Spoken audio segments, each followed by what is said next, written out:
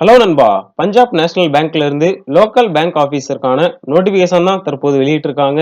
இது பர்மனண்டான ஜாப் தான். உங்களுக்கான சேலரி பாத்தீங்கன்னா 48,480 ரூபாயில இருந்து 85,920 ரூபாய் வரைக்கும் உங்களுக்கான சேலரியா நிர்ணயிச்சிருக்காங்க.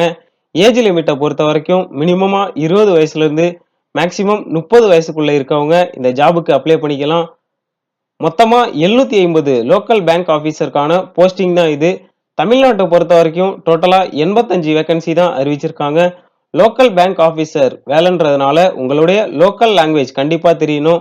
அண்ட் இந்த ஜாபுக்கு written test, document verification, local language test, personal interview மூலமா தான் தகுதியான ஆட்களை தேர்வு செய்யறாங்க.